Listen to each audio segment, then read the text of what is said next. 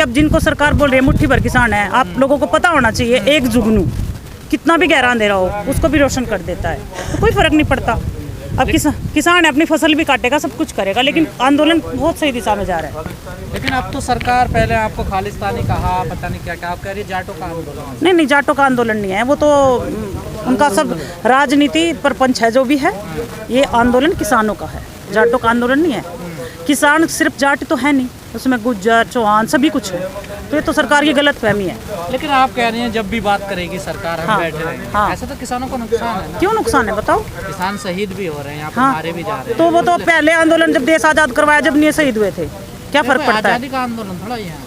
आज किसानों के लिए तो आज़ादी का ही है। अभी सुनो, किसानों के लिए तो आज़ादी का ही आंदोलन है। किसान तो बंद हुआ, मजदूर हो गया, तो और किसान आज़ादी नहीं है तो और क्या है? आज़ादी अपनी लेने के लिए तो आंदोलन कर रहे हैं। और प्रधानमंत्री तो कहना किसानों को मजबूत करेंगे। मजबूत अब तक तो नहीं हुए, 2022 तक करे, आय दोगुनी करेंगे। अब तक तो आय दोगुनी नहीं हुई, तो अब टाइम कितना रह गया बताओ? आय दोगुनी नहीं हुई। डीएपी का कट्टा पता है आपको? जो किसान नहीं है उसको पता है डीएपी का कट्टा कितने का है? बताओ ना। जो किसान नहीं, हम किसान हैं, हमें पता है भी क्या हालात हैं।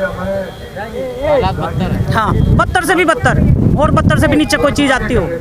लेकिन लगातार हम इस आंदोलन को देख रहे हैं, अब लोगों का कुछ कम हो गया यहाँ पर। लोग नहीं, लोग कम नहीं हैं। लोग अपना हिस्सेदारी उस हिसाब से करें, भाई आज तू जा रहा है कल मैं जाऊंगा, कल तू जा परसों मैं जाऊंगा, ऐसा कम नहीं। आप हरियाणा से, रुक जाइए। हाँ। आप हरियाणा से, हरियाणा के कृषि मंत्री हैं जेपी दलाल। हाँ। उन्होंने मजाक बनाया किसानों की, हाँ। उसको कैसे देखते? उन्होंने गलत किया, उनको पता नहीं ना।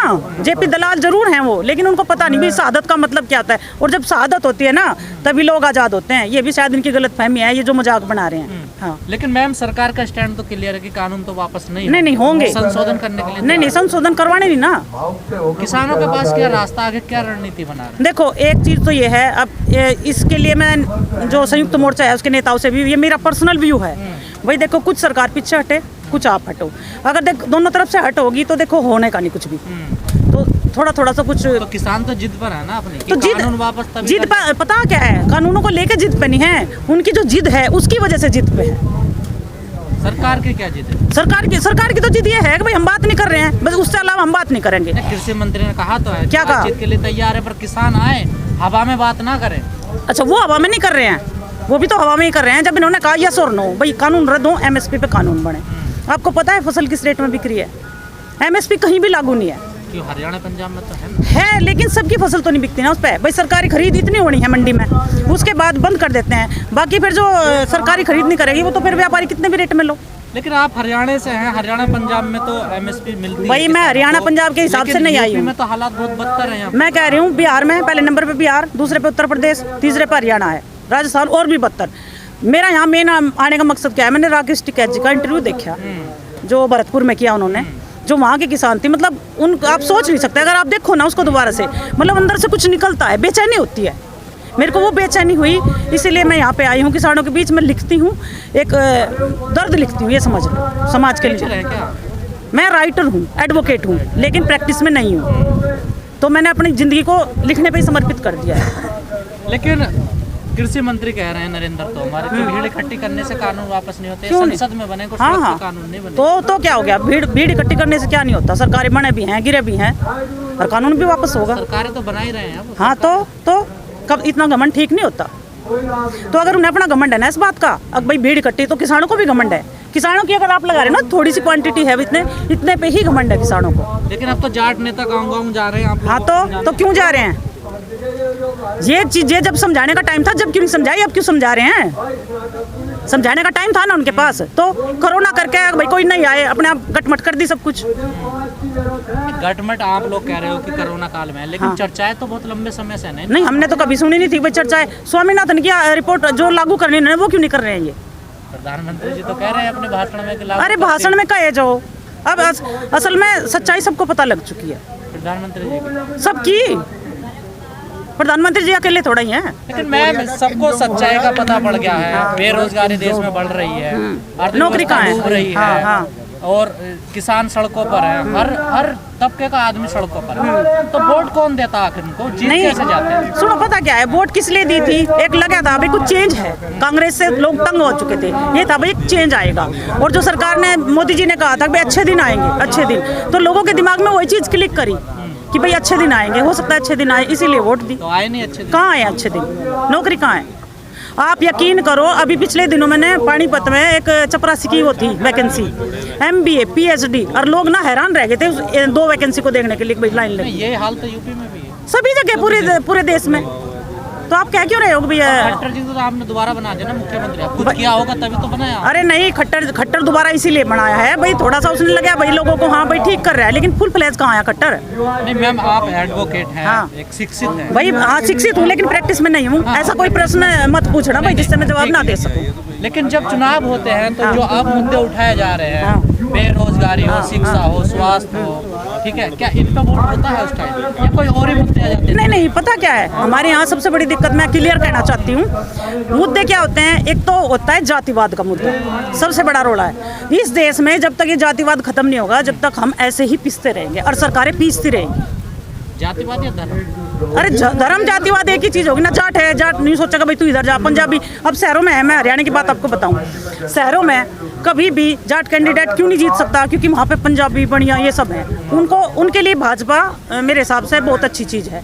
लेकिन जो आम, जैसे अब इस बार गांव से, देहात से बीजेपी को वोट मिला, वो सिर्फ इसीलिए भाई हो सकता है थोड़ा सा रोजगार दे या थोड़ा सा अच्छा वक्त दिलाएं, बस ये बात है। तो रोजगार दे तो रहे हैं, कहाँ दे रहे हैं? कहा तो उन्होंने, अभी तो मैंने आपको बताया, बनाना भी रोजगार है। पकौड़ा बनाना रोजगार है, तो फिर वो क्यों नहीं बना लेते? कहा नहीं मोदी जी ने कहा भाई, तो फिर वो भी तो बना सकें। फिर भारत बनाने की तरफ ये आत्मनिर्भर बन रहा है, उन्हीं के लिए आत्मनिर्भर बन रहा है, बस हमारे लिए कोई आत्मनिर्भर नहीं बन रहा है। बहुत फोकस कर रहे हैं प्रधानमंत्री जी संसद में। अरे मेरे को नहीं बता दो, आप इतने लोग बैठे हैं, कौन आत्मनिर्भर बने अब तक? हाथ उठा दो भाई। तो फिर और सच्ची बात बताऊं, मैं आपके चैनल के माध्यम से मोदी जी तक संदेश भेजना चाहती हूँ। जब मोदी जी बने, मैंने पूरी उन पर 50 पोएट्री लिखी। मेरे को मतलब ऐसा लगा जब उन्होंने संसद में अपना माथा रखा बिल्कुल साफ कालीन पे, तो मैंने पोएट्री लिखी, सबकी दिवाली ईद है मोदी, हारे हुए की जीत है मोदी, बिस्मिल्लाह राम नानक यीशु सबके लिए बने प्रीत है मोदी, बेटी की इज्जत होगी हर घर में, चलाने वाली ऐसी रीत है मोदी। तो अब लेकिन उन सबको मैंने जला दिया, इतनी नफरत। और फिर भी मैं अभी भी कह रही हूँ, एक वो मर्यादित पद पे हैं। अगर मैम ये कानून वापस ले ले सरकार, फिर तो ठीक है ना? हाँ ठीक है, कोई दिक्कत नहीं, कोई दिक्कत नहीं। MSP पे कानून बनाओ, तीनों कानून वापस लो, फिर वोट दे दोगे? वोट दे देंगे। लेकिन दूसरी बात, एक बात और आपको बताऊं सच्चाई, अब ये हमारे नेता लगाओ या कुछ भी कहो या मेरे को कुछ भी कह ले, आम आदमी है ना जो, उसको MSP का नहीं पता, लेकिन उसके दिमाग में सरकार की वजह से ये MSP जड़ कर गया। किसी को नहीं पता MSP का मतलब, आप आम आदमी से पूछोगे ना, पता है किसी को MSP का मतलब पता है? नहीं पता होगा। तो हालात ये सब कुछ सरकार ने पैदा किए हैं। वैसे सारे इससे पहले जो भी सरकार का कार्यकाल रहा है उससे आप खुश हैं? हाँ, तब तो खुश थे, क्या दिक्कत थी? अब जो दूसरा कार्यकाल आया है ना, इन्होंने अब गड़बड़ करनी शुरू करी। दूसरे कार्यकाल लोग कहते हैं नोटबंदी का कोई मतलब नहीं था, GST का कोई मतलब। हाँ, उनके पीछे ना इनका सब कुछ प्री प्लान है, वो हम लोगों को अभी तो नहीं पता, देख आने वाले टाइम में पता लगेगा। हाँ, नोटबंदी से आपको कोई नुकसान नहीं? नुकसान हुआ है ना, जो पैसे रखे थे घर में वो सारे निकल आप गए। तो कह रही है अच्छी सरकार रही है, अरे यही काम गलत हुआ सुना, सरकार से। ये वाला ना पहले तो ठीक था, लेकिन नोटबंदी चलो एक बार सोचा, जैसे इन्होंने कहा अब भाई जो काला धन है वो वापस आएगा, वो काला धन है जो वापस आएगा, भाई सबने सोचा कोई बात नहीं। लेकिन जब तो 1000-500 का नोट था, अब इन्होंने 2000 का कर दिया, तो और काला धन हो जाएगा। तो काला धन आया नहीं वापस? कहाँ आया रे? आप बताओ ना, आपके खाते में 15 लाख 22 लाख रुपए आए, बताओ। मतलब सरकार की तारीफ आप कर रही है, पूछ हमसे। हाँ, तारीफ भी करूंगी जहाँ तारीफ करने की बात होगी, और जहाँ लगता है ना गलत है वहाँ गलत भी कहूंगी। आप सही काम बताइए सरकार। सही काम तो मेरे हिसाब से बस ये है, हिंदू मुस्लिम कर दिया था वो सही था उनके लिए। नहीं, आपके लिए क्या?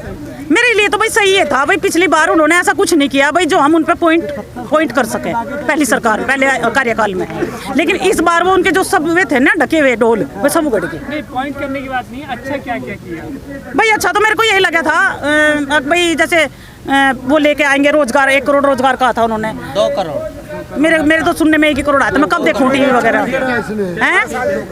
अच्छा, किसानों की आय दुगनी करेंगे ये तो चलो अभी। और एक हाँ यूपी की मेन बात, मेरी सिस्टर यूपी में रहती है, गन्ने का इन्होंने कहा था 14 दिन में देंगे, उनके बच्चों को उसने हॉस्टल में से अपना लड़का निकाल लिया पैसे ना होने की वजह से। तो हम तो आपसे अच्छे काम पूछ अच्छा काम यही कहा था ना, अरे काम हुआ नहीं, उन्होंने कहा था ये अच्छे काम करेंगे, इसलिए हाँ जुमले लगा लो कुछ भी लगा लो, वोट दिया था। तो आप 5 साल बाद फिर बैठ गए, बैठना तो था ही। तो आप क्या गारंटी पे अपने बैठो? भाई मैं तो अब किसी को वोट नहीं दूं, अपनी वोट अंदर घर में रख लूंगा, और मैं तो कोई वोट ना दो। वोट अगर नहीं देंगे तो फिर डेमोक्रेसी क्या फायदा होगा? डेमोक्रेसी है कहाँ? आप जैसे अगर शिक्षित आप बताओ ना, डेमोक्रेसी है क्यों? डेमोक्रेसी नहीं, आप बोल नहीं रही हैं। कहाँ है डेमोक्रेसी? आप बोल नहीं रहे। सुनो तो, अरे दबाया जा रहा है लोगों को वहाँ, वो नवदीप कितने दिन में छोड़ दी बिना मतलब, पता आपको? नहीं, आपको तो नहीं पकड़ा गया ना। मेरे को पकड़ लेंगे, पकड़ लो, पर मैं तो तैयार बैठी हूँ। जो आंदोलन जीवी है ना वो तो तैयार रहना चाहिए, उसको तो भाई उसको पकड़ ले पुलिस।